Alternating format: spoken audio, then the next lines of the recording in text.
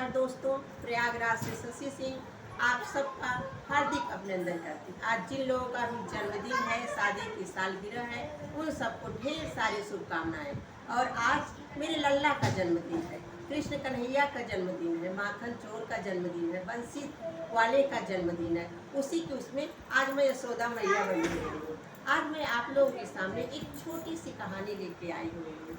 जो कहानी तो बहुत बड़ी नहीं है, लेकिन उसमें कुछ बातें हैं जो बहुत सीखने की है। कहानी है कि एक गांव की, उस गांव में बहुत से लोग रहते थे, खेती बाड़ी करते थे, सब कुछ करते थे। तो वहाँ पे उन्होंने कृष्णा जी की पूजा किया और इंद्रदेव की पूजा नहीं किया। इंद्रदेव रुष्ट हो गए।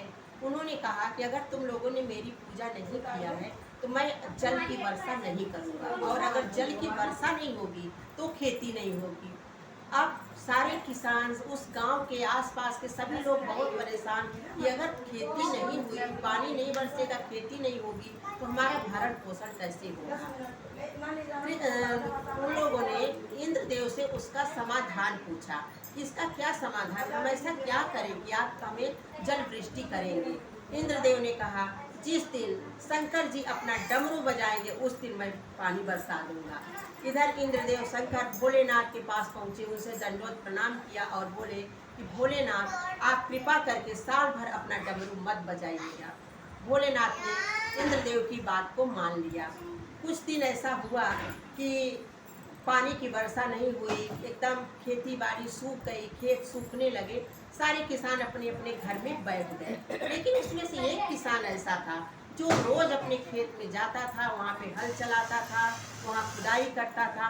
सब उसका मजाक उड़ाते थे, कहते थे ये क्या हुआ, जब इंद्रदेव ने बोल दिया है कि एक साल पानी की बरसात नहीं होगी, फिर भी तुम आकर के अपने खेत में काम कर रहे हो। उसने कहा, उसी समय घूमते हुए नारद जी आए। आप लोगों को पता है नारद जी हर तरफ रहते हैं, मृत्युलोक में भी और पाताल लोक में भी।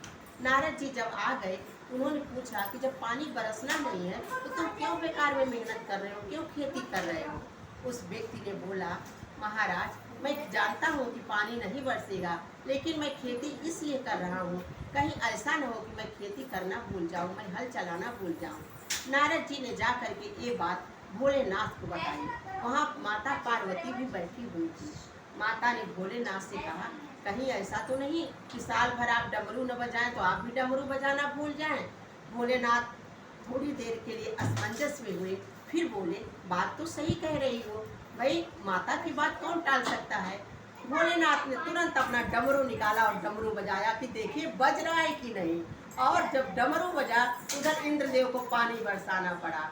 जब पानी बरसने लगा तो उस किसान ने, जिसने मेहनत किया था, उसके घर में खेती लहलहाने लगी। बाकी के किसान जो हैं वो चल दिए अपना अपना हल लेकर के। कहने का तात्पर्य है, कहानी छोटी सी है, परिस्थितियाँ कैसी भी आए, विपरीत से विपरीत, आप अपने काम में लगे रहिए, आपको एक दिन सफलता जरूर मिलेगी। नमस्कार।